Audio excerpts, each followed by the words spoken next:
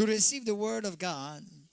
Holy Spirit, invade my thoughts, invade my heart, and invade my whole being and flood me with your presence this morning. Teach me, feed me, and transform me. Lord, I am ready to receive the word of God, and I will never, never be the same again. In Jesus' mighty name, amen. You may be seated. Hallelujah. Say to your neighbor, God has a word for you. You may go live. Say to your neighbor, God has a word for you. Open your ears because God is locating you.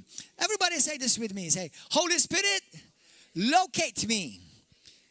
Holy Spirit, speak to me. I'm here, Lord. Hallelujah. Well, the theme of this year, one of the scriptures that the Lord has given us, one of the main scriptures that the Lord has given us this year has been what? Anybody knows? The year of more. But remember what is the scripture that we've been focusing upon a lot? Go to 1 John chapter 4, verse 17. Hallelujah. Amen. 1 John chapter 4, verse 17. Holy Spirit, I thank you that you take control, possession of my mind, my thoughts, my tongue this morning. That every word that is spoken with accuracy to build your people, to build your church, and to bring glory to your name in this place. I thank you, Lord God, for healings. I thank you for miracles. I thank you for words that pierce hearts, to bring deliverance, to bring light, to bring life. In the mighty name of Jesus Christ of Nazareth. Amen. 1 John chapter 4, verse 17, I am reading from the New King James Version. And it says this, especially the second part of the scripture. Because, as everybody read it with me, because as he is, so are we in this world. Say it. As he is, so are we in this world. Say it to your neighbor. As he is, come on, look at your neighbor. As he is, so are you in this world. Say it to the other neighbor. As he is, so are you in this world. Now say it to your neighbor. As he is, so am I. So am I in this world. Amen? I just want to remind you, I want to do a recap quickly. Jesus Christ is in his glory. He's at the right hand of the throne of God. And right now he is reigning. He is ruling. He is not poor. He is not sick. He is not weak. He is not afraid. Hallelujah. He is in his total dominion. Hallelujah. Over darkness, sickness, disease, and poverty and fear. And he is doing well in Jesus' name. And so is he. And as he is, so am I in this world. Amen? Are you excited this morning? Come on. Yeah, some of you need to advise your face that you're excited.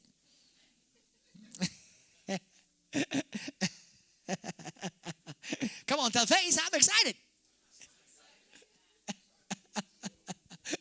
Hallelujah. Praise God. You know, you should be very enthusiastic people. You should be very enthusiastic.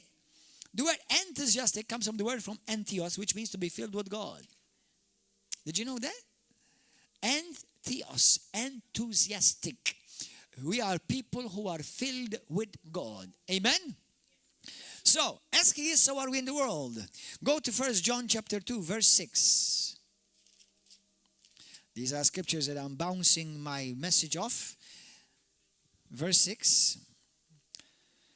He who says he abides in him ought himself also to walk just as he walked. So we are to walk as Jesus walked on this earth. Amen? We are to act as Jesus Christ acted upon this earth. We are to speak as Jesus Christ spoke upon this earth. Amen? Hallelujah. Everybody say, that's me. Now everybody say this with me. I'm a Christian. I am a child of God. I am anointed by the Holy Spirit. The Spirit of God lives on the inside of me. I am a child of the Most High God. I am a child of faith. I'm a child of the Word. I am prophetic.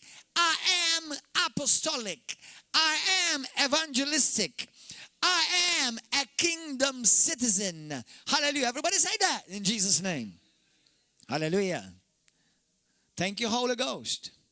Now, let's go to the book of Revelations, the last book in the Bible, to chapter 19. A couple of weeks ago, my wife had a dream. It was a very interesting dream. The Lord uses my wife with prophetic dreams. How many of you know, how many of you have picked up by the Spirit that we are living in some exciting times right now? And that the prophetic is increasing. How many of you? Have you noticed that the prophetic is increasing? Hallelujah. Amen.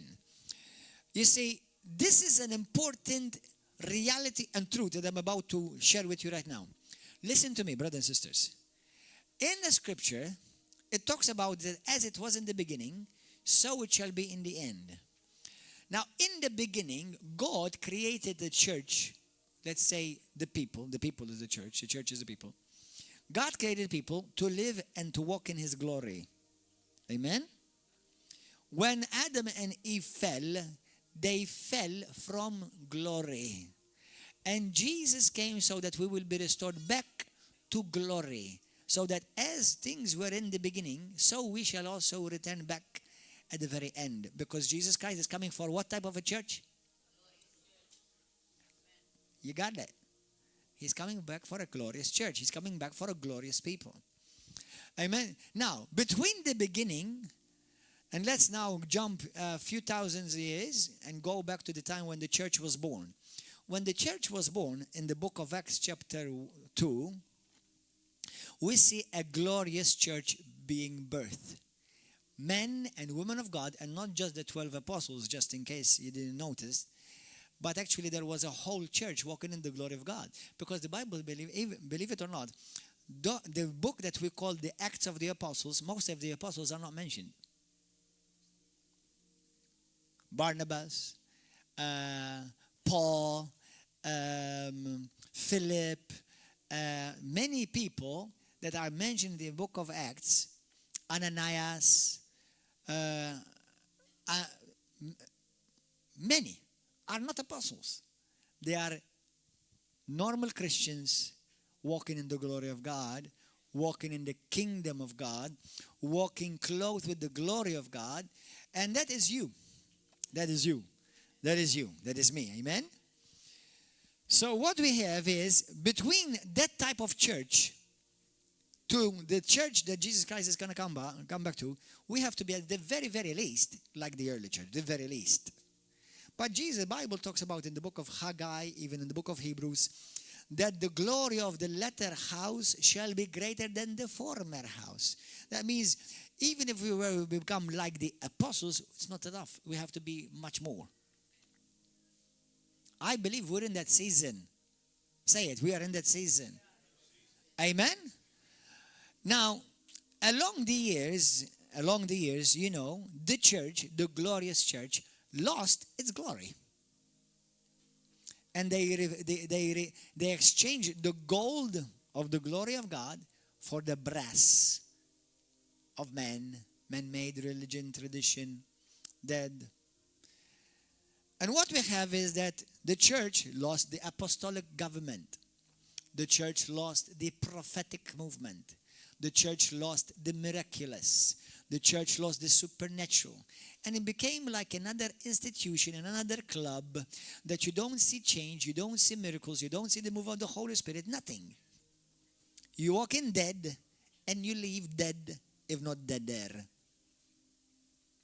So what the Lord has been doing, especially since the last 100 and so years, He is restored. Why am I saying the last 100 and so years? Because many point back to the Pentecostal movement or the charismatic movement to the early 1900s. Now, if you read history, there have always been pockets of Christians who still walked in the power of God, but they were few.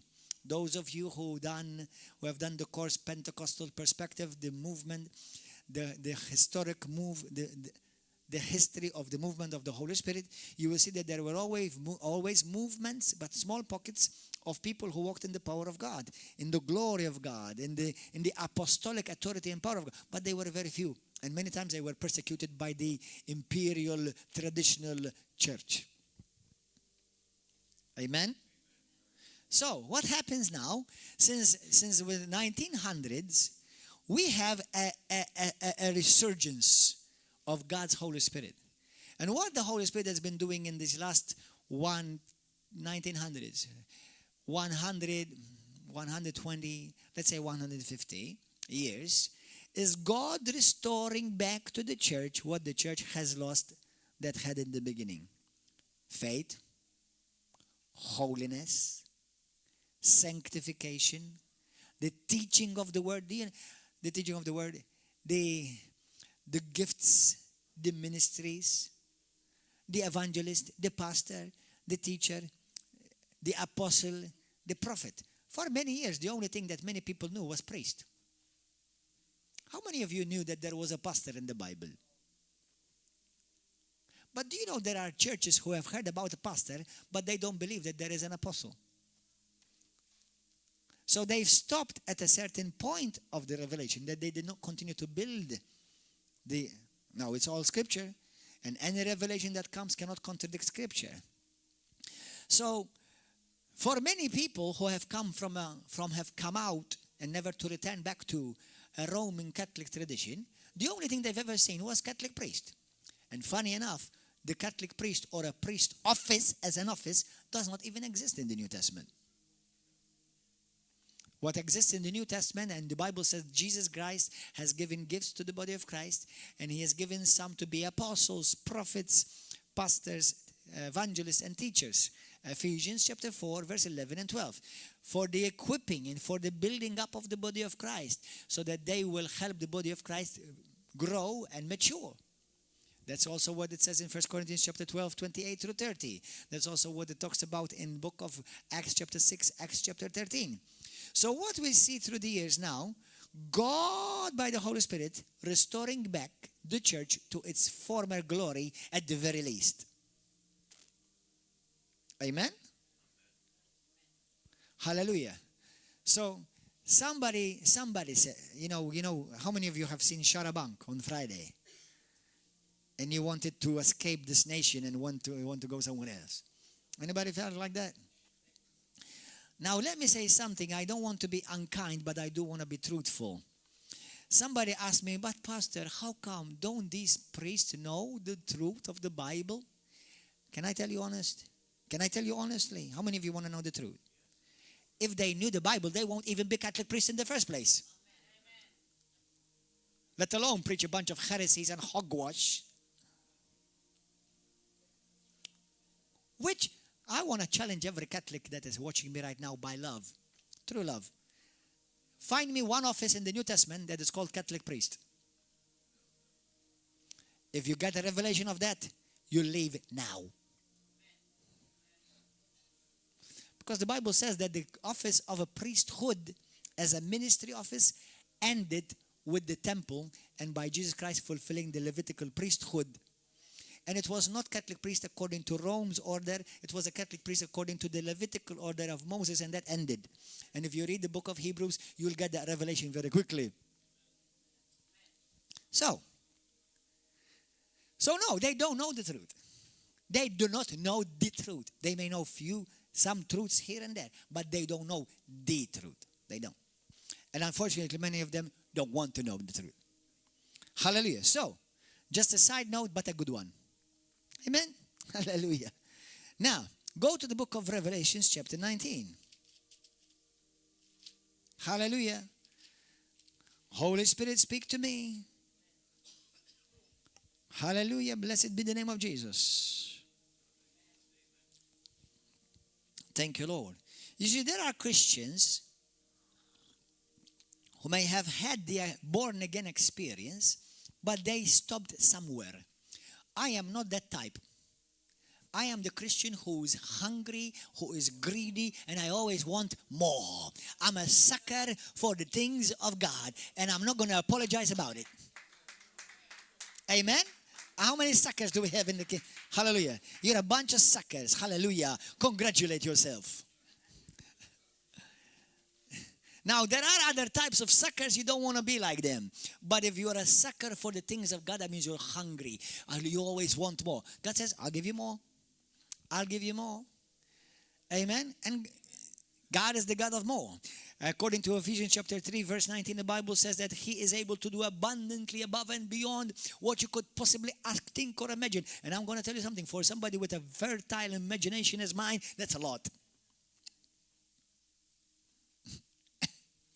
Are you okay, guys? I was talking in the spirit, I think, right there. I sped ahead. Okay. Revelations 19, verse 10. And I fell at his feet. Okay, let me go start from verse 9. Chapter 19, I'm going to start from 9. He said to me, "Right, blessed are those who are called to the marriage supper of the Lamb." And he said to me, "These are the true sayings of God." And I fell at his feet to worship him. This was a vision. Some say it was an angel. Some say it was a saint that God sent to speak to John on the Isle of Patmos. But he said to me, "See that you do not do that." That means, John, don't worship me. John, don't worship me. Thank God John was not Roman Catholic. He would have brought, chains. He would have brought rosary beads. He would have brought, novenas. He would have brought candles. He would have built a whole cathedral there and missed the whole thing. So anyway. And the angel or the saint, some people say it's an angel, some people say it was a saint God sent to speak to him. He said, "Don't worship me. Don't bow before me. Don't kneel before me. I am your fellow servant and your brethren." That means I'm one of you. I'm your servant and I'm one of the brothers. I'm one who have the testimony of Jesus. Worship God. Everybody say worship God. That means don't bow before anybody else. Don't kneel before anybody else. Don't reverence, give any form of reverential. I'm not saying you don't respect. I have our Nigerian brothers, our African brothers, out of respect, they go like this to each other. But that's a traditional thing. That's a cultural thing, right, brother? It's a cultural thing. They're not worshiping each other. I know that. Even if you go to some Eastern countries like Japan, and they go like this to you, If you do it to each other, you bang heads. Hallelujah. But anyway, it's okay. That's a cultural thing. But when it becomes worship and you kneel and you start kissing hands, that's disgusting. That's worship. Stop it. Roman Catholic, stop it. In Jesus' name. So, and he said to him, "Don't worship me, worship God." And this is what he said then. For the testimony of Jesus is the spirit of prophecy. Everybody say, this testimony of Jesus is the spirit of prophecy. That's what I want to talk with you about this morning. The testimony. What's a testimony? A testimony means evidence. When somebody has a testimony, there is evidence. You go to a law court, and he'll say to you, "What is your testimony? What is the evidence you want to bring forward?" Testimony. Now, the testimony of Jesus is the spirit of prophecy. Are you getting that? That means where prophecy is in operation, or where the prophetic is in operation, it is a testimony that Jesus is there.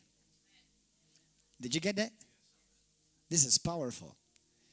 Where prophecy, prophetic utterance, the movement of the prophetic is in operation, wherever that is present, what it's saying is this: that is an evidence that Jesus is speaking. That is an evidence that Jesus is present. Amen? You see, in this church, like many other churches like this, we believe in the Bible from cover to cover. Any prophetic word that is given can never contradict. Everybody say that. No prophetic word can ever contradict the prophetic word. Amen? So if anybody ever gives you any type of prophetic word, by the Spirit of God, it can never contradict this. Okay? Especially New Covenant theology. All right? But when there is a prophetic word, where there is a prophecy given, that is a sign Jesus is there. Because it's a testimony. Jesus is saying, hey, listen, where the prophetic is present, where words of knowledge, words of wisdom, prophecy, discerning of spirits, those are all the prophetic packages. The package. That means Jesus is there. He's operating. You see, my sister here, 2 weeks ago, she was here. The Lord was giving me, I'll give you an example. Now, the Lord was giving me somebody that has in his name, and it has double B in his name. And I said, Lord, please, is this you, or am I going to make a mess? And I was afraid. I mean, I was hearing it all day long. Somebody I want to speak to, and I kept hearing in my spirit, the Lord has a word for somebody whose name has a double B in it. And nobody, and the hall was almost full. And she turned and said, my name is Debbie. And she came. I gave her a word by the Spirit of God that was, I thank God, it was accurate. And I spoke to her, and what did the Lord done since then, sister? Do you want to say something about it? Don't say the whole thing. Just when you heard that prophecy, when you heard the double B. And come and say it quickly, come. Because this is, you see, what did we just see here? The spirit of prophecy is the testimony of Jesus. The testimony of Jesus is the spirit of prophecy. That means where you hear a prophetic utterance, it shows that Jesus is truly there. Jesus is speaking. You see, so I called her out, double B, and I said, God is saying to me, somebody within that has a double B in his name. Nobody in a full room of about, and she was the only one. And I said, oh my God, the moment she said it's her, immediately the word of the Lord came to me.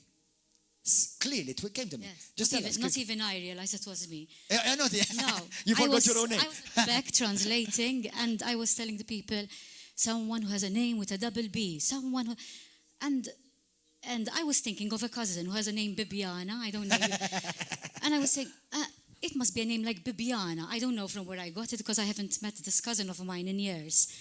And he kept saying, there must be someone, because I've been hearing this in my spirit all day. There must be, and I'm saying, so there must be someone. And all of a sudden, the Holy Spirit tells me like this, like a message it came. Debbie, double B. I went, and I was at the back, like exactly in the middle. And I went, and Pastor looked at me like shocked. Yes, it's you, because not even he realized it. Mercy. It was like, and when I came out, I was so overwhelmed by the fact that the Lord had called me out by my name, by my own name. Thank you, Jesus. Now, really, I'm called Deborah, but I quit being called Deborah since I was in sixth form. And I like the name Debbie because I like practical short names. Like even when they ask me, what's your name? I say, Deborah. I don't say it really properly. So I prefer to be called Debbie. And when sort of I really grew in the Lord and I thought about the name, and the Lord always says how he chooses your name before you're born. Like I was in reverence. I was, Lord, you called me Deborah and I'm quitting this name. It's like shameful of me to do it. And I used to tell him, like, is it okay if I'm Debbie for you? And the fact that he called me Debbie with a double B, it was so, like, when I came out the first half an hour, so it's okay for you that I'm called, it was like, it's okay. He told me, I love what you love. If you love Debbie, I love Debbie. And I testify to that. Just as a side note, Mariella, my wife, the Lord calls her Marielle. Many of you don't know that. So when the Lord speaks to her, even when she received a prophetic word, sometimes, recently, it's somebody said, Marielle. Wow. It just touches God your heart. calls you by the name that you love. He knows all these details about you, and what you speak to him in secret, then one fine day he comes out and he reveals it, and it's the truth. So, yes. And but apart from that, what he prophesied on me, it was, I was a bit, I wish I could hear it again because there was not the record. I didn't see it. It is on there. It's there. Because I usually go over it and like hear it. Because I was so, at the moment I was so overwhelmed. Thank you, That Jesus. I didn't really realize what he was saying, but it was all really beautiful things that the Lord, in a way, was speaking to my heart. So it wasn't a surprise. It was more a confirmation of Lord. what he was telling me. Amen. And it was beautiful. And the confirmation, I really needed it. Because the day before, I had a very troubled day. And the day before, I had a very troubled day. And in fact, it was Tuesday. So Wednesday, we have the service. And as I woke up in the morning, I was saying, I am going to go up for prayers today. Now, I don't usually go up for prayers, but I really, really felt I needed to.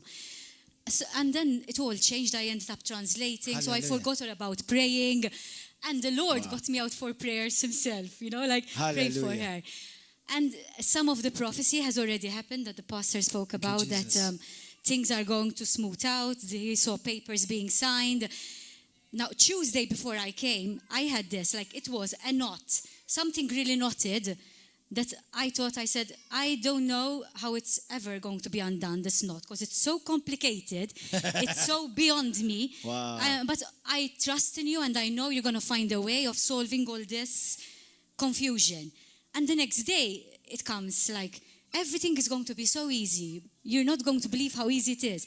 And during that same week, I get the calls, everything's being done, everything's being simplified. Hallelujah. And I was completely free of it. So that was one part of it, and Thank it you, came Lord. true. Hallelujah. That is the only I can, and the rest I'm so, Hallelujah. I'm convinced Amen. 100%. This is going to go. Amen. God bless. So I'm telling you, why am I sharing this with you? Because the prophetic, when there is the movement of the prophetic present, it testifies that Jesus Christ is truly alive. It encourages the people, that it helps them realize that Jesus knows about you. Jesus knows about you. Jesus knows about you.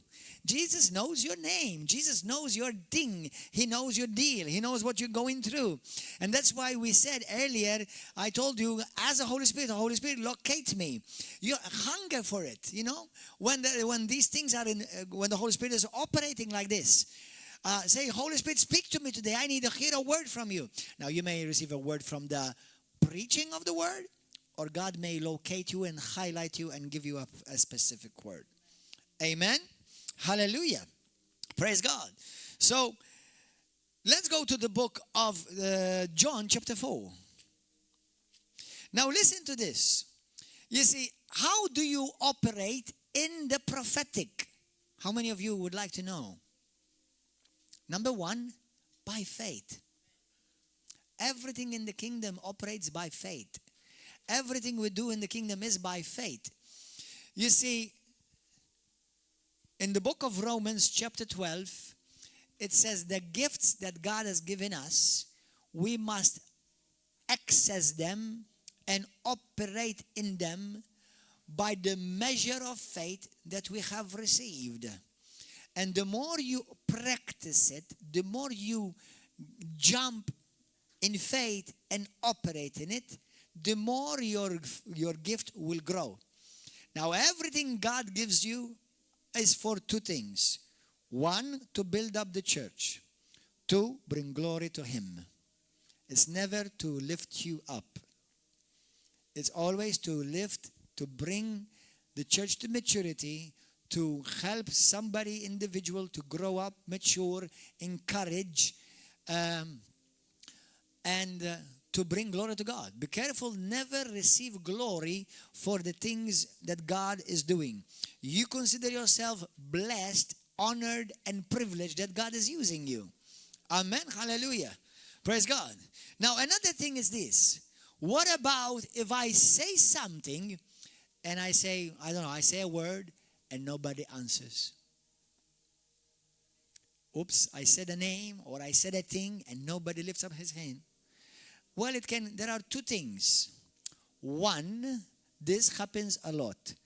Many, and today I want to school you, I want to teach you, I want to help you. Many are afraid to lift up their hands. Many are afraid in that moment to answer.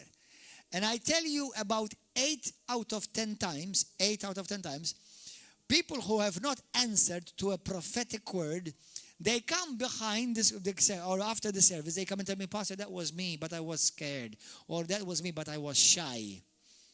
In that moment, I feel like I want to slap them with a fivefold. Do you understand? Because, there's partly that made me look like an idiot. There's partly you did not honor God. Partly you're not receive what was under the unction of the Holy Spirit. But what about the other 2 times, Pastor? The other 2 times is you could have missed it. Oh, what's the big deal about missing it? Does everybody know everything? Do you know everybody that anybody knows everything? You see, as we're going to see, 1 Corinthians chapter 3, verse 9, the Bible says, we know only in part. We prophesy only in part. So, please say this with me. Say this. Say, the gift is perfect. The messenger is not. The gift, the prophetic gift, the prophetic anointing, the word of knowledge, the word of wisdom, prophecy, discerning of spirits, that's a perfect gift. But the messenger is not perfect. The messenger can miss it too. Now all they need to do, all that needs the messenger to do is to acknowledge that, okay, I missed it. You see, we expect to come to church and find everybody perfect. Don't expect that. It's not realistic and it's not even biblical. Okay? But we are in a growing process. Stay humble, stay teachable, and God will use you. But dare to be used. You see, every one of you have giftings in you. And even if you are not a prophet, or even if you don't excel in prophetic giftings, but you have the prophet of all prophets living on the inside of you. Hello? Jesus Christ was not only Son of God, he was not only Messiah, but Jesus Christ is called prophet. Hello? Amen? But you see, many people are afraid, and you cannot operate in fear. You have to operate in faith. So, one of the ways that I do encourage people to do, you see, is this. Brother, for example, yesterday we had somebody who's completely new yesterday. And the Lord just highlighted him to me. It doesn't always happen with everybody. It doesn't, and God does not show me everything. Now, if God showed me everything, most of you will not come to church because you don't want me to see some of your things that you do. Okay? Right? So God does not show me everything. He doesn't show anybody anything, everything. But for example, I said to him, brother, I could see that you just have come from a lot of problems in your family. He said to me, it's true. Then he came forward, and I said to him some other things. I said to him, you have 2 children, because I'm seeing 2 children. And I said to him, how is your relationship with your wife? Because something is not right. He said to me, we're separated. Do you understand? Now, God does not show me that about everyone all the time. But God wanted to encourage him. He wanted to make it evident to him, especially for somebody who's come from a broken situation. He needs a word from God. He needs to know that God is truly taking care of him, that God is noticing him. God has located him. Amen? Hallelujah. Praise God. So, go to the book of John chapter 4. I'll give you another prophecy that God used me to bring somebody to Christ. As a matter of fact, by the way, if somebody is not Christian, a prophetic word will come to lead somebody to Christ. Amen? Listen to this. John chapter 4. I have told you, some of you know the story of when I went to India. I like to say the story because it's such a remarkable story. When I went to India in 2001. We went to do crusades and ministers' conferences. And I was preaching, and there was a Hindu man who came and listened, and he heard me preach and he heard me teach. And he said to me, would you like to come and talk to my guru? And I thought to myself, oh boy, should I take this one? And I said, well, what the heck? I'll just go. I'll learn what not to do the next time. Amen. There's always a lesson, either what to do or what not to do the next time. Amen. So I went, and the first thing we're talking, me and the guru. The guru was over 70. I was about 30 years at that time. and he was frail. And I'm talking to him, and he said to me, I have a headache, the guru. And the guy who's translating for us, he said to me, he got a headache. And I said, oh no, people tell me I give him headaches every time I start talking to them. No, I was not claiming that on him, but that's what the thought I went through my mind. But I said to him, well, tell your guru that I will pray for him and my Jesus will heal him. And I did that. And he got healed. He got healed right now. That headache went. He didn't accept Jesus Christ. But I shared with him some things about Jesus. And he saw something happen to him. I don't know if he ever accepted Jesus Christ or not. But he was not ready to accept Christ right there and then on the spot. When this guy saw me, a little bitty guy, just graduated from Rainbow Bible College at the time, who I prayed for his guru and I healed his guru in his mind. I said, man, would you like to come and talk to my wife at home? Apparently she had problems. He didn't tell me anything his wife had. So I walked through the door in a Hindu village in India, somewhere around, where was it?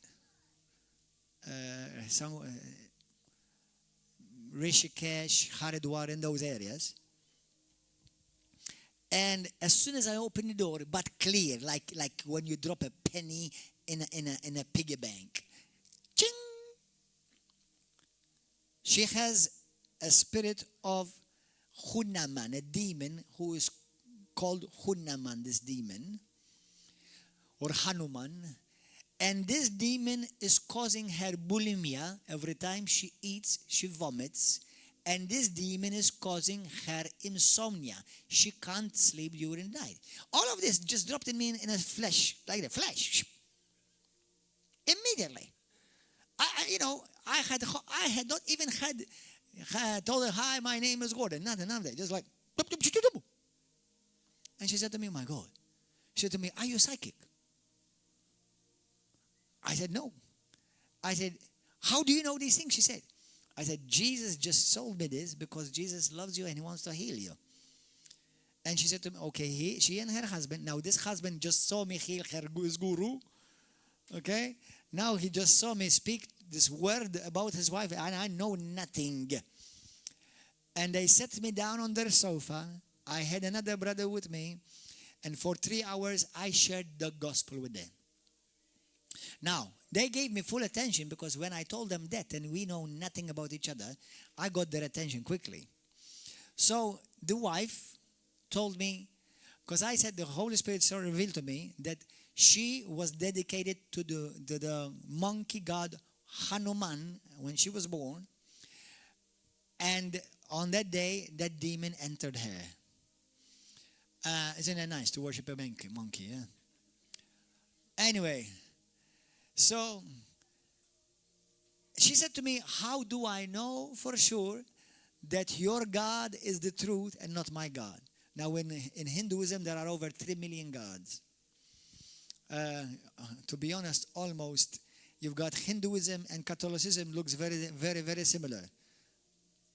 The names change, but very similar in concept. They have millions of saints they pray to. Hindus, they have millions of gods, demigods. Anyway, so what happened is she said to me, how do I know for sure? I said to her, simple. I said, listen, if your God, and they consider Hanuman a very powerful God. How many of you know anything about that? Hanuman. They consider him a very powerful God. I said to him, if your God is a true God, tell your God to cast out my God from inside of me. If your God is more powerful than my God, I will worship your monkey God. I said, but if my God kicks out your monkey God, are you ready to worship my God, Jesus Christ, the Son of the living God? She said, yes. So I prayed for her. She started perspiring. The Spirit of God was touching her, and she was delivered from demon. And she was healed. And they gave the love to the Lord. Hallelujah. That's how the prophetic is so powerful. Now, I'm looking at you. Hallelujah. Hello. This guy, for example, because I'm just reminded, he was here how long? What? 6 months ago now, Ben? Has it been 6 months? And he has suffered for a long time in his life with he can't eat certain foods. right? And they used to hurt you, these foods, right? Hurt you to the point of that if they eat certain foods, he'll go straight to hospital. And that had happened to you. Now what happened? I had a prophetic word. The prophetic word, I saw an angel in the spirit, and I saw the angel touching him like this. Now, this is the angel. I'm the angel. This is him. Touching him like this. His stomach. I said, I don't know. He said, I had problems in my stomach with certain issues. He was instantly healed, and he's been eating normally ever since. Right, brother? Now he's got another problem. Because now he is eating so much, now he's seeing the result of food. Hallelujah. Father God, deliver him from expanding his ministry in that area. Now, what is that? So a prophetic word can also bring healing. Do you understand? A prophetic word can also, for example, another prophetic word. We had a sister here. And I said, somebody has a ball under his arm. It has like a knot under his arm. And right now, it's gone in Jesus' name. Now, that was a prophetic word, or a word of knowledge, we call it. She was instantly healed, and she gave her testimony, you know, the Victoria. And many things happen at the River of Love, which means River of Love is the church that Jesus Christ comes to. Amen. Hallelujah. Because the spirit of prophecy is a testimony that Jesus is real. The spirit of prophecy, the spirit of Jesus is the spirit of prophecy. Hallelujah. Now, what, Pastor? There are many false prophets in the world.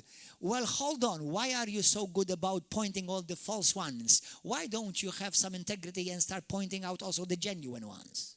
Because if you are so good in pointing out the false, then you should have some integrity inside of you that to realize and to understand and to admit that there are also genuine ones. And I'm not saying that I'm necessarily a prophet, and if I was, it doesn't matter.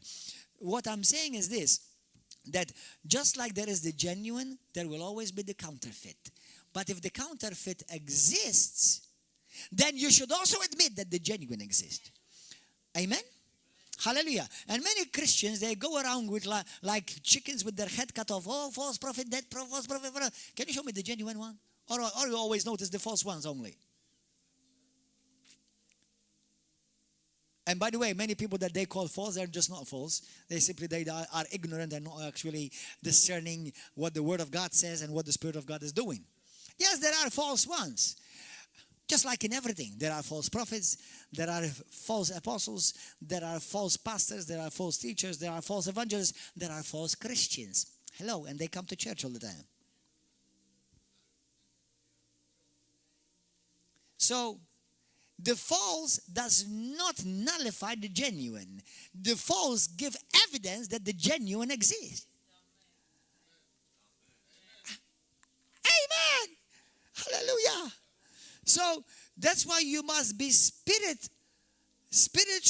to discern the right and the genuine.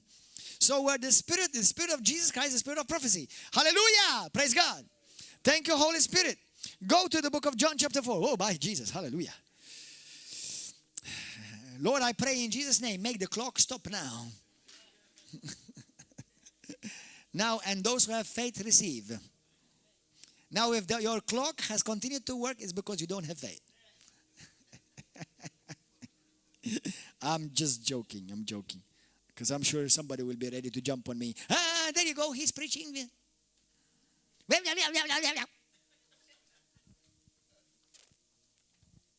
Okay. John chapter 4, verse 7. Let's go there quickly. A woman of Samaria came to draw water. Jesus said to her, "Give me a drink," for his disciples had gone away into the city to buy food. Then the woman of Samaria said to him, "How is it that you have, being a Jew, ask a drink from me, a Samaritan woman? For Jews have no dealings with Samaritans." Jesus answered and said to her, "If you know the gift of God and who it is who says to you, 'Give me a drink,' you would have asked him, and he would have given you living water." And the woman said to him, "Sir, you have nothing to draw with, and the well is deep. Where then do you get this living water. Are you greater than our father Jacob, who gave us this well, the drink from it himself, as well as his sons and his livestock? Jesus answered and said to her, whoever drinks of this water will thirst again. But whoever drinks of the water that I shall give him will never thirst. But the water that I shall give him will become in him a fountain of water springing up into everlasting life. Then the woman said to him, Sir, please, give me this water, that I may not thirst, nor come here to draw water again. Jesus said to her, go, call your husband and come here. Now listen to this. He's talking about water. He's talking about receiving water and to drink. And all of a sudden, where's your husband? Excuse me. I'm sorry, it doesn't make sense. Water, well, husband. What has got that to do anything with the water I'm talking about, Jesus? Do you want to know about business? The prophetic is like that. You're preaching, you're talking, a word from heaven drops inside of you. It has absolutely, most of the time, nothing with what you're talking at the very moment. And you say, something that, what? Husband? What are you talking about, husband? It's like, what has husband got to do with the water and the well? Do you understand? So, listen, Jesus said that the Holy Spirit is like a river, yeah? Out of your belly shall flow rivers of living water, John chapter 7. So, how does a river flow? River. How many of you want to flow with the river?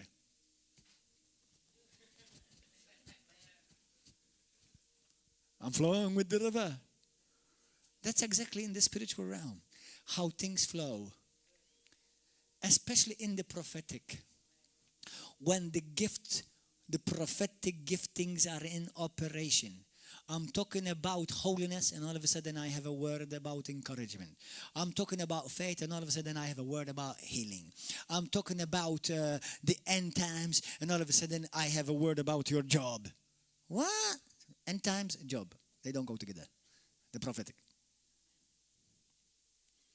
Do you understand? Hallelujah. So let's continue. Sir. Okay, verse 16. Go and call your husband and come here. The woman answered and said to him, what? That's mine. In parentheses. But I'm imagining, here, you're talking about the will. And I said, well, husband? Are you okay, Jesus? You have, and she said to him, I have no husband. You have said, well, I have no husband.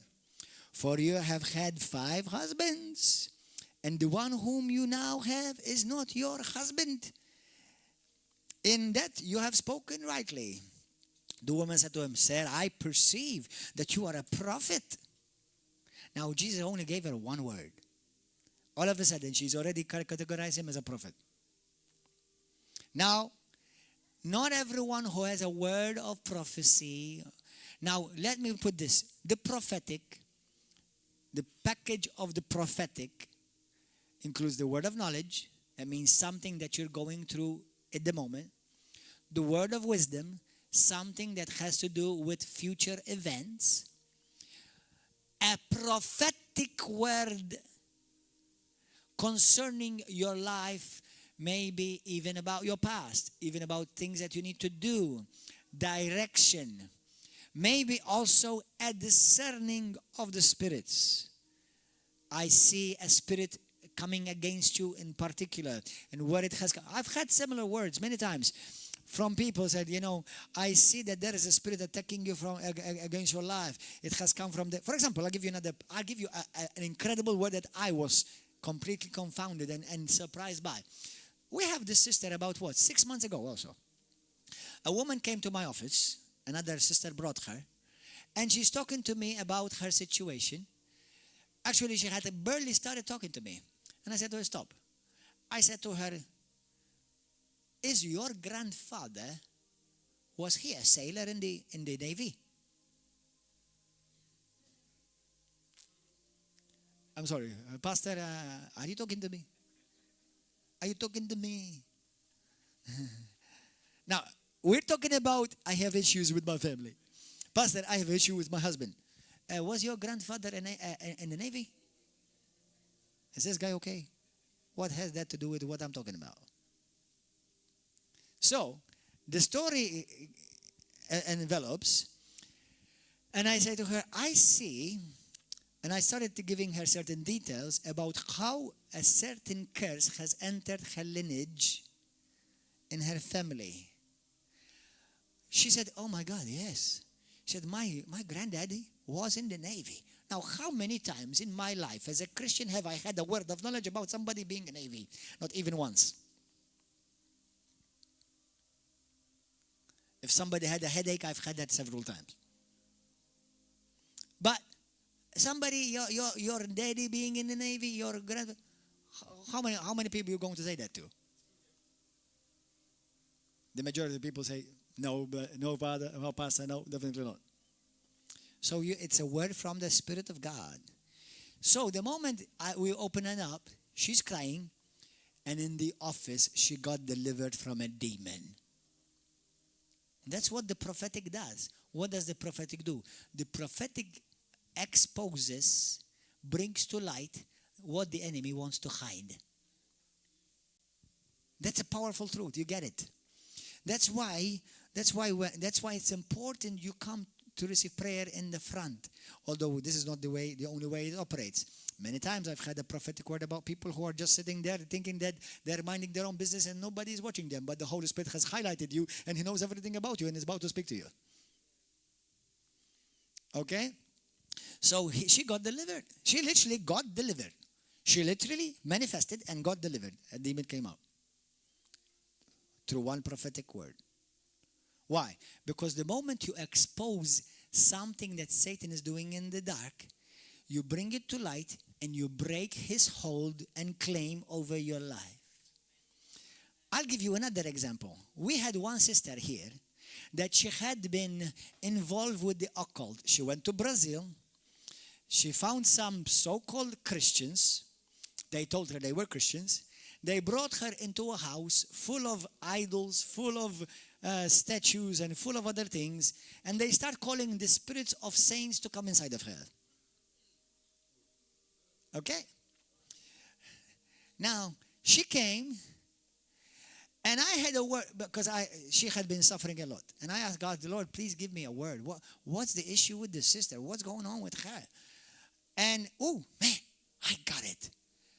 And the Lord said to me, there is a python spirit inside of her that came through a curse, through divination. The moment I said that, man, hell broke loose. Because she started screaming, not she, the demon inside of her started screaming. She started doing all kind of serpent stuff on the floor, and she got delivered and set free. That is the prophetic that many churches reject. You thank God for River of Love. That's the prophetic. Do you understand? I'll give you one other brother who came. He was from Nigeria, I think, yes. And I had a word about something about his aunt. I mean, remember that? How about his aunt? Said, I see you have an aunt and it's causing problems between your mom and dad. And there's it's like, I don't remember the details right now. And he said to me a week later, how things broke in his family, broke through. There was a breakthrough in his family. Why? Because we dealt with it in the spirit. Brothers and sisters, this is not something that pastor operates in. Everybody say, I operate in this in Jesus' name. Everybody say it. I am prophetic. I am apostolic. I'm a child of God. The same spirit which is upon Jesus is upon me now. For as He is, so am I in this world. In Jesus' name. Hallelujah. Praise God. Thank you, Lord. Let's continue. Hallelujah. Now, verse 21. Jesus said to her, woman, believe me, an hour is coming when you will neither on this mountain nor in Jerusalem, worship the Father. But you worship what you do not know. You will worship what we know what we worship, for salvation is of the Jews. But an hour is coming, and now is when the true worshippers will worship the Father in spirit and truth, for the Father is seeking such to worship him. I'm going to say a parenthesis here. You know, I have been to Jerusalem twice. And I have heard many Christians say, oh, how much I wish to go to Jerusalem. How I would love to be close to Jesus. Let me tell you something. If you want to draw close to Jesus, don't go to Jerusalem. Don't go to Israel if you want to go too close to Jesus. I went to Jerusalem, and there was so much idolatry. There was so much religiosity that I was disgusted in my stomach. If you look for Jesus, you either go into your inner room or else come to River of Love. That's where you find Jesus. Now, if you see me walking in Jerusalem, I carry Jesus. You don't need to go to those, artifacts, religious artifacts. I went there, and I was so grieved. Now, the Bible says Jesus Christ was grieved. I was so grieved because there was so much religiosity, but people want to touch this statue. People want to touch this tomb. People want to touch this stone because maybe Jesus walked and touched on this. Maybe Jesus, touched on this. Maybe Jesus sat on this one. Oh, and I tell you, I was repulsed. We went to the tomb of Jesus Christ. It's a very nice historic site, but if you want spirituality, don't go near it. There was people pressing and masses pressing. They want to touch. Ma che? World, Jesus is not there. Jesus is alive, and he lives on the inside of me. And if you're a Christian, he lives on the inside of you. Hallelujah. Now, if you like history, go and see Jerusalem. It's a nice town. But don't go there to try to find Jesus. Because I'll tell you what, you won't. There was so much religiosity, I wanted to leave so quickly. Now it's a nice city, just like Malta. As a matter of fact, it looks very much like Malta. It looks a lot like Malta. The terrain looks a lot like Malta. Amen. Now there are some good churches in Israel, and that if you want to go and visit the church there, go for it. But don't go near the monuments or the artifacts or whatever. Yuck. Because those who worship God must worship him in spirit and in truth, not an object, in statue, something I touch, something I see. We are people of faith. Hallelujah. Amen. Go to 1 Corinthians chapter, blessed be name, 19. 1 Corinthians chapter 19. Acts of the Apostles 19. Acts 19. Are you okay, people of God? Are you having fun? Hallelujah. Praise God. Okay. Somebody, I see a man here that you have been in this past week or two something in your family that has to do with your children has caused you heartache. And I'm not just talking about the normal heart type of ache, but I'm talking about you were so troubled that you even started feeling pains in your chest. Who is that person? A man in particular. A man. In this past 2 weeks especially. I know I dealt with you last week, right? But it's not you. Who is that person? Something, you were so troubled and so worried, so concerned about certain things that are going on in your family, especially that concerns your children, that this has really burdened you and you felt pain in your chest. Who is that person? Who is that man? That man. What do you feel? The children in the family. This has troubled you. It has troubled you. Has it been like more than just the normal type of troubling? It has been serious troubling you. Okay. I thought it was you. I'm going to tell you right now. I did not want to point you out, but I thought it was you. But this has, listen, did you feel pain in your body? Did you feel pain, especially pain in that you had heart pain? Not necessarily. Okay, but is there somebody else before we pray for this brother? Anybody else? Is that you? Tell me, your brother. You had a big problem. You had a big problem because this is your daughter. and your daughter was hit by a guy, and she was operated, so there was something very serious. And how this has made you feel? But has this brought pain to you? But has also made you feel pain physically? No, don't ever do that. Who is that? Come sit. Come in. Come, brother. Listen, come. Listen, come. Now, I knew the Lord wanted to speak to you and encourage you, brother. But if we have another brother, you have another. Just sit beside him there, brother. Just sit beside him. You can understand English, brother? You can understand English? You can help him translate? Because this is our English service. But this is what I felt. Okay, I'll tell you the picture because, okay, how does the prophetic operate? This is how the prophetic operate. Listen. Either I receive a word, I hear a word. One word only. Car. Okay, and then I start exploring what more. Or I hear something specific. Like I heard the word BB. BB. Somebody with the name BB. BB. That's all I heard, BB. But the moment she came out, then God released the rest. No, it has nothing to do with you loving. So, in the prophetic, either you receive a word, one word, a sentence. Sometimes I see. For example, when Debbie came out, what I saw, the moment she came out, I saw her signing many papers. And I saw a lot of papers on a desk. That was you. You see? Now, I didn't receive that the first time. I received that the second, the moment she answered. So, right now, when I received this word, this is what I saw. I saw a father. He's holding his chest because his children, there's so much problems that is causing him pain in his chest because of the problems that his children are going through. And it's hurting him physically. Who is that man particularly? Is that you? You?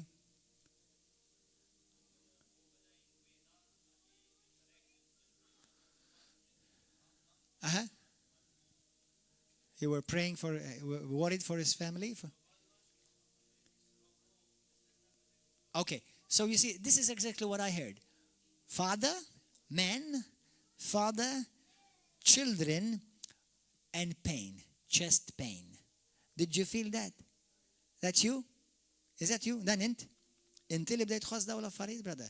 Li għaddejt minnom daw l-affarijiet dal-axħar ġimgħatej.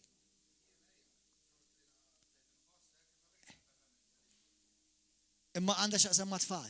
Għandha xaqsam ma' tfal tiegħek. Mela, mhux 100% inti fuq għadi. Però jista' jkun il-mulet ikellma fuq ukoll. The Lord may be also trying to speak to you and get your attention about something. It would seem to me this word fits you more than anything.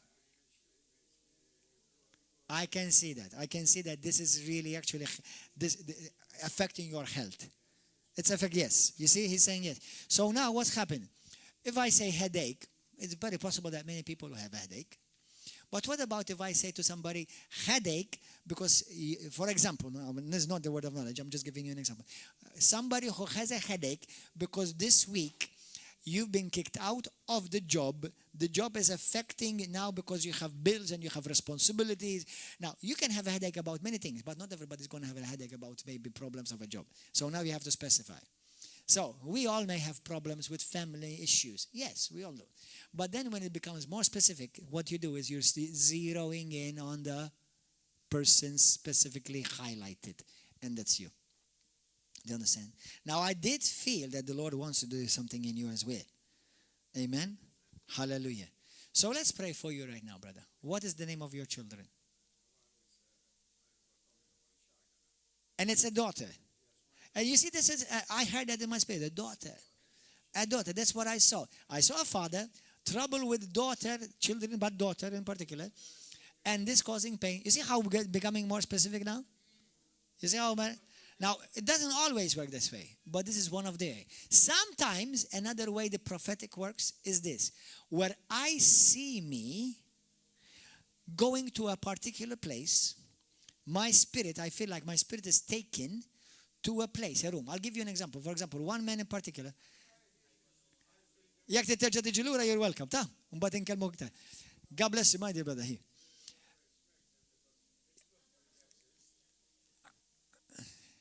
Pray with him, brother. Pray with him. Itolbu miegħu, ta? Anyway, so sometimes I feel like my spirit is taken to a room. For example, one brother called me.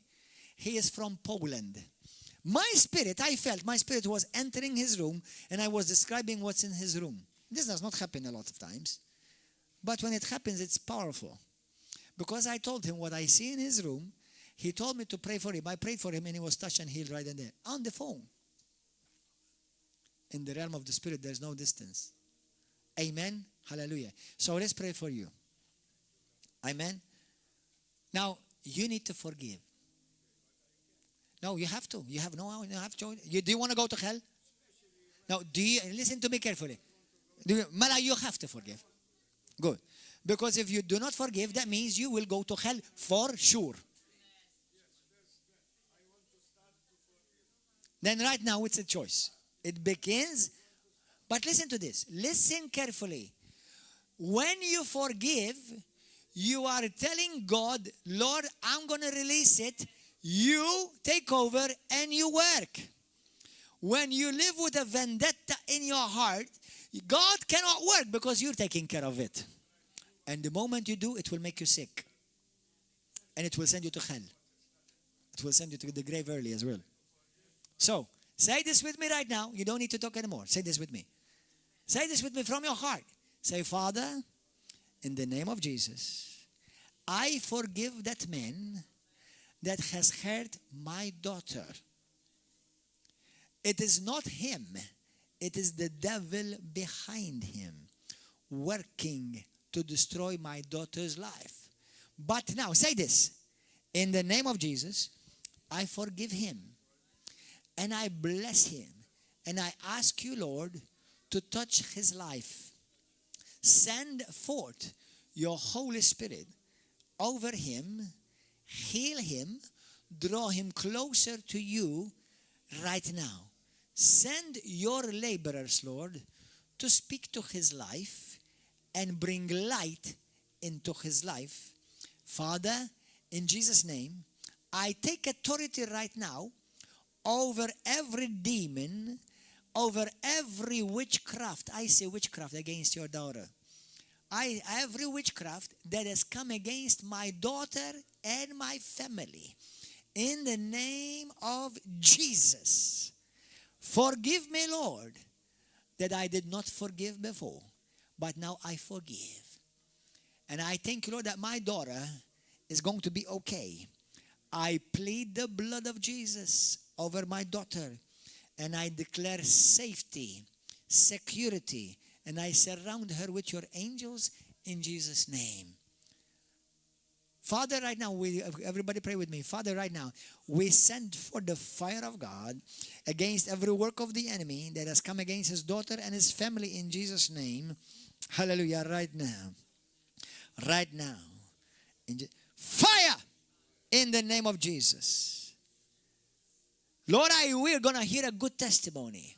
We're going to give you the glory that, Lord God, his daughter shall be released from this bondage. Hallelujah. I thank you that you're going to take her out in Jesus' name because you love her, because you are merciful and you are good, Lord. In Jesus' name, amen. So you see now, I believe right now the Lord is touching her right now, but he has been released. He's been released. You see what happened with the prophetic? Hallelujah. Thank you, Jesus. Acts chapter 19 quickly. Are you okay, guys? Are you enjoying this? Hallelujah. Verse chapter 19, verse 7. Hallelujah. The Holy Spirit is here. Now, who has A-N-T in his name? A-N-T after each other. A-N-T. A-N-T. Who has A-N-T in his name? A-N-T. Anthony, Antoine, N-T, A-N-T. Anyone? Who was that? He was here, but he left. I just kept hearing A-N-T, A-N-T. Now, you don't have to, it could be in the middle of your name. It could be at the end of your name or your last name. Anybody in this place? Anybody in this place? Anyone? I don't know. I just kept hearing that in my spirit. I just got an impression. A-N-T. What about maybe somebody who's watching on the YouTube? A-N-T. If you have a name with A-N-T, if you're watching this, I believe God is touching you right now. I believe God wants to do something in your life. In Jesus' name. In Jesus' name. Hallelujah. If I get anything else, I'll let you know. If I don't, God has noticed you. Amen. Acts chapter 19, verse 7. Hallelujah. We're going to finish soon. Now, and when Paul had laid hands on them, the Holy Spirit came upon them, and they spoke with other tongues and prophesied. So number one, let's make this clear. If you're going to operate in the Holy Ghost, if you're going to operate in the prophetic, number one, you have to be born again. You have to be born again. Number two, you have to be filled with the Holy Spirit. You have to be filled with the Holy Spirit. So if you've never been filled with the Holy Spirit, if you've never been baptized in the Holy Spirit, ask God to fill you with the Holy Spirit in Jesus' name. Hallelujah. In Acts chapter 19, verse 7 through 6, the Bible says, and also in 1 Corinthians chapter 14, the Bible says that we can all prophesy. Go 1 Corinthians chapter 14. Every one of us can prophesy. Everyone can prophesy. Now, the gifts, the prophetic giftings, the word of wisdom, the word of knowledge, prophecy, discerning of spirits, or tongues and interpretation of tongues. How many times you have heard me pray in tongues here on the stage and then I interpret what I say? That is also prophetic. Amen. Now, not just the prophetic gifts does not automatically make you a prophet. Do you understand? A prophet is an office. Now, if you want somebody who's a prophet, he will operate in the prophetic. But you can all operate in the prophetic and you don't necessarily be as a prophet as an office. You may develop in that area. I don't know. It can happen. But because the gift of prophecy, the words of knowledge and the gifts of the Holy Spirit, the Bible says that they can be used and they can be distributed by the Holy Spirit to anyone and everyone in the body of Christ. Amen? Hallelujah. How many of you believe that you have sensed in your life God has been leading you to grow in the prophetic, in the area of the prophetic in your life? Lift up your hand. 1, 2, 3, 4, 5, 6. Do it. Act on it. Act on it. And the Bible says, earnestly desire spiritual gifts. If you don't have them, desire them. Let me tell you something, brothers and sisters. One word, one prophetic word will save you 1 hour of preaching to somebody. I'm telling you the truth. I'll give you an example. Recently in Hamrun, I was walking. I just all of a sudden in my spirit, I just felt, stop here, park here, put the car here. In my spirit. As soon as I walk out, I meet a couple. And the first thing I say, you have a daughter, you have this, you have that, you have this. And he said to me, yet abad nil bard.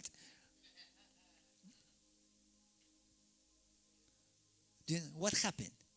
I did not preach for 1 hour. I'm not telling you don't preach. Ultimately, you still have to lead them to Jesus Christ and tell them about Jesus Christ. But when you have a prophetic word, automatically you're in the supernatural.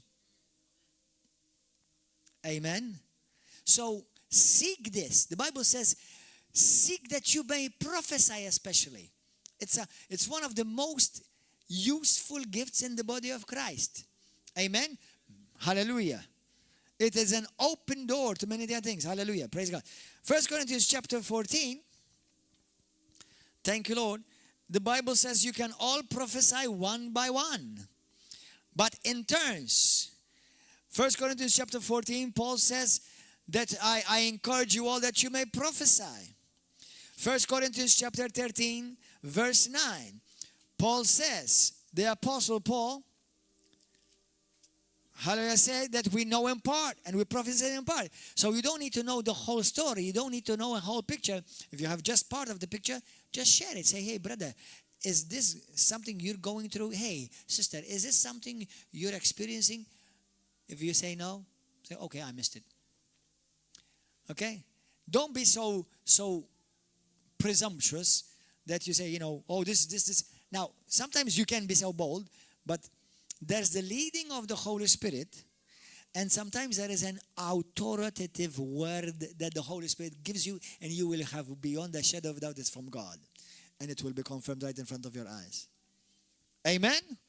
Hallelujah. Praise God.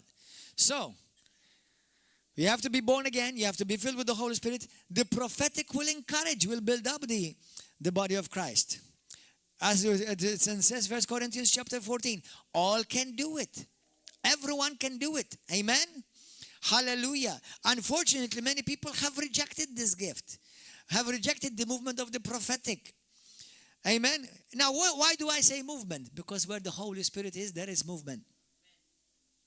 Amen?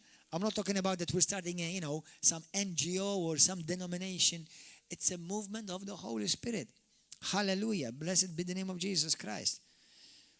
I want to remind you, we're going to pray right now, that the prophetic is perfect, the prophecy is perfect, the gift is perfect, but the sender, the messenger, is not perfect. Amen. Hallelujah. Praise God forevermore. Let's pray. Praise and worship team, would you please come? Hallelujah. Did you learn something this day? Thank you, Lord. Sokaraba, let's pray in the Holy Ghost. Sobramana shandaraba soto. Shambra baba soko rodobo shandaraba sata. Robo saka lamambriata kasoko rodobo shindarada sitiki. Hallelujah. Thank you, Lord. Thank you, Father. Thank you, Jesus. You have cracked, you've hurt your body somewhere, leg or and arm, and you have a crack in your arm or in your leg. bil-Malti jgħidula tfekkek. Anyone who has hurt his arm or his leg and you cracked it. Anyone in this place? Who is that person? Anyone in this place? Anyone? You cracked your bone somewhere? Anyone? Anyone? Lift up your hand. Anyone? Lift up your hand. How sweet. Hallelujah. The reason I say that, because yesterday I had that word and I was wondering if there were somebody. Did you hurt it? No. Ok.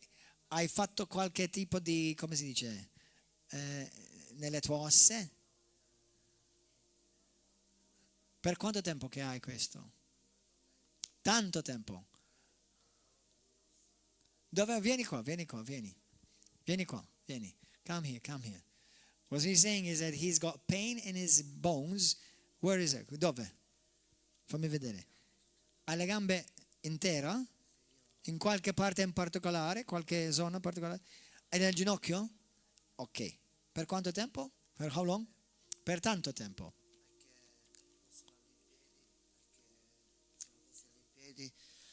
Che sono all'impiede e che tutto assieme le ginocchia si piegano da sole. Ah, wow.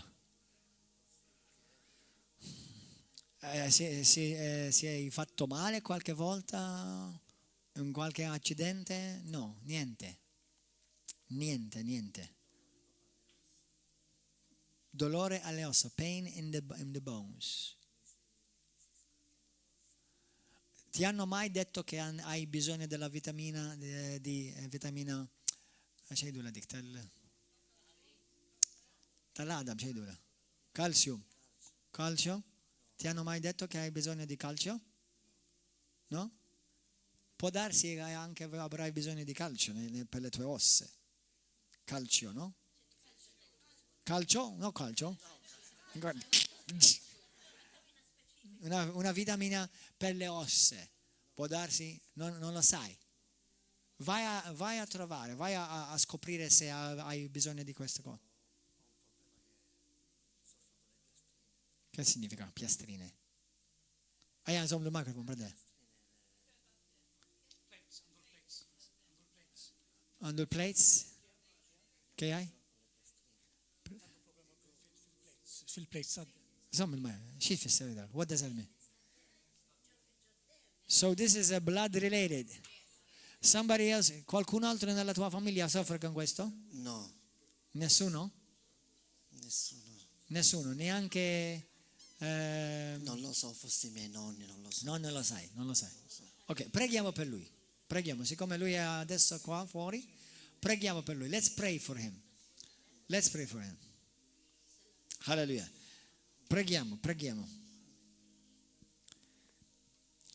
Nel nome glorioso di Gesù Cristo, noi decretiamo che le ossa sono guariti in quest'ora. E da questa ora io sgrido ogni problema di dolore, di complicazioni nelle ginocchia, nel nome glorioso di Gesù. Right now I command every pain in the knees and in the bones, in Jesus' mighty name. And every problem, every complication, I commanded by the authority of Jesus Christ to go and to leave this brother right now. I release your healing anointing right now, Father. In Jesus' name. Knees be healed. Ossa siete guariti. Rilascio la guarigione di Gesù Cristo su di te. I release the healing power of God over you. Be healed. In Jesus' name. Sii guarito nel nome di Gesù. Hallelujah. Father, in the name of Jesus, I command this curse of platelets in the blood, and I command it to go right now in Jesus' name. Comando questo problema nel sangue, Signore, nel nome glorioso di Gesù. Comando ogni complicazione nel sangue di andare via. Io sgrido via ogni maledizione nel nome glorioso di Gesù Cristo. Hallelujah, hallelujah, hallelujah. In Jesus' name. Fuoco! Fire! In Jesus' name, fire! Be healed now! Sii guarito now, adesso! In Jesus' name. Io ti dichiaro guarito nel nome glorioso di Gesù. Sii guarito per mezzo della sua vedure. Tu sei stato guarito nel nome glorioso di Gesù. Voglio chiederti una cosa. Se sei mai stato fidanzato? Non sei mai stato fidanzato? Alleluia. Per quanto tempo che sei a Malta? 2 anni. Amen. Senti come stai, come senti adesso? Vedi differenza? Vedi? Vedi differenza? Non c'è più dolore? No. Lei. Avevi dolore prima che tu sei venuto qua fuori? Yes. Iva. Come ti senti? Che sta accadendo in te? Il Signore ti sta toccando, lo Spirito sta su di te. Mi sento che mi sta liberando, sono libero. Alza la tua mano. Signore, grazie. Grazie per la guarigione. Grazie perché per mezzo delle tue lividure questo fratello, nel nome glorioso di Gesù, è guarito. Non solamente è guarito per adesso, è guarito per tutta la sua vita. Ricevi nel nome di Gesù. Ricevi nel nome di Gesù. Ricevi nel nome di Gesù Cristo. Usalo, Signore. Vedo su di te una chiamata anche evangelistica per la tua vita. Alleluia. C'è fame nel tuo cuore. Hai fame per il Signore. Alleluia. Hai fame per il Signore. Fuoco! In Jesus' name. Il-mulet imissu, għajtolbu għalija. Praise him. Praise the Lord. Sei guarito nel nome di Gesù. Sei guarito nel nome di Gesù. Sei guarito. Satana. Lascialo. Lascialo. Wow, the Spirit of God is all over him. Wow, the Spirit of God is shaking every bone in him. Glory to God. Hallelujah. Oh, Father. This is the day that the Lord has made. Questo è il giorno che il Signore ha fatto. Alleluia. Gloria a te, Signore. Più di te, Signore. Più di te, Signore. Look at him how he's shaking. All over the place. Hallelujah. I'm not doing anything. Hallelujah. Più di te, Signore. Più di te, Signore. Più di te. Fuoco. Riempiti, Signore. Riempilo, Signore, con il tuo Spirito Santo. Riempilo, Signore. Riempilo con il tuo Spirito Santo. Ricevi il battesimo dello Spirito Santo. Forza nelle tue ossa. Forza nelle tue ossa. Fuoco. Alleluia. Hallelujah. He is filled with the Holy Ghost. Hallelujah. Ricevi. Fuoco. Alziamo. Hallelujah. Let's all start. Hallelujah. Sei guarito nel nome di Gesù. You are healed in the name of Jesus. Hallelujah. Glory. Glory. Glory. Wow. Wow. La potenza di Dio è su di te, fratello. C'è potenza su di te. There is power over you. Grazie Gesù. Wow. Grazie Mulè. Grazie mille. Grazie Mulè.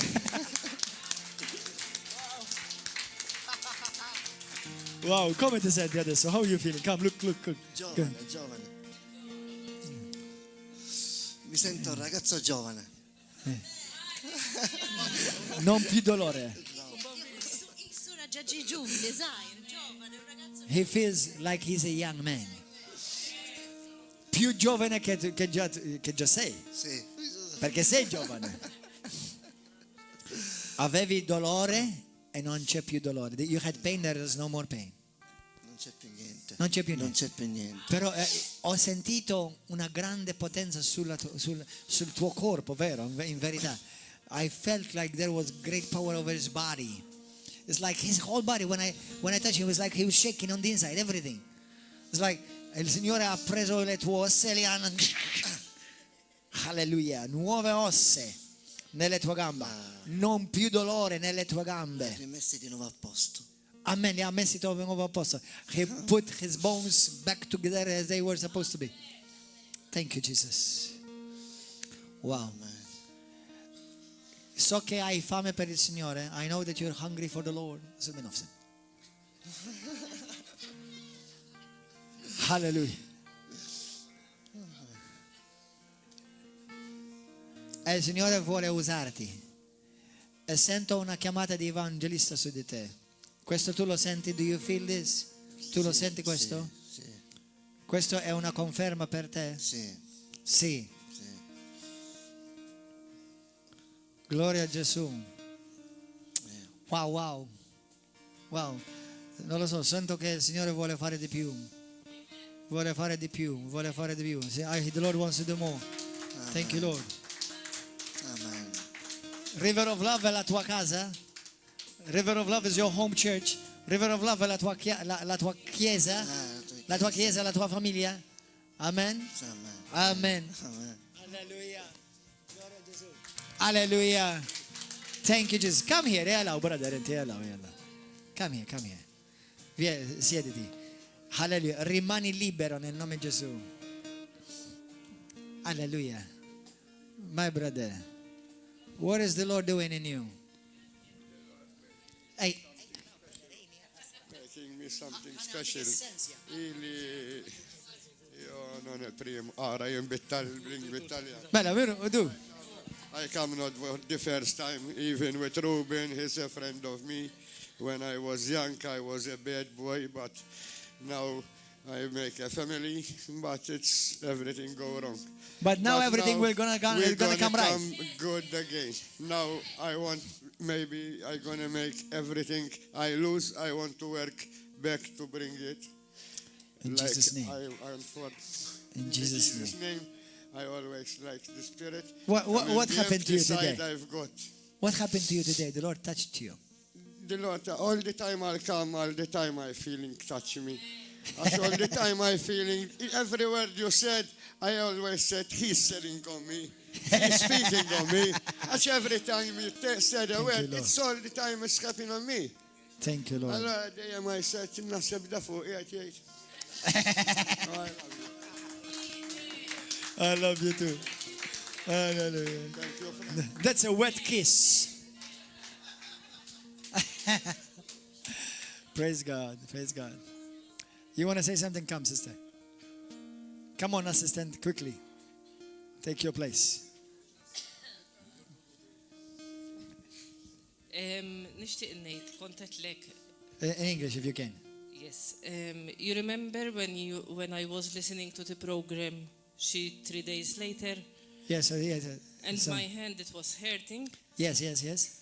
and you said that someone is getting healed from his hand, Amen. and I was doing like this, and I said, it's being healed, it's being Glory. healed, and it was healed. Hallelujah. Thank you, Thank Jesus. you, Jesus. Thank you, Lord. Thank you, Lord. This is how the prophetic, well, this is practically the work of Jesus. Hallelujah. This is the work of the Lord.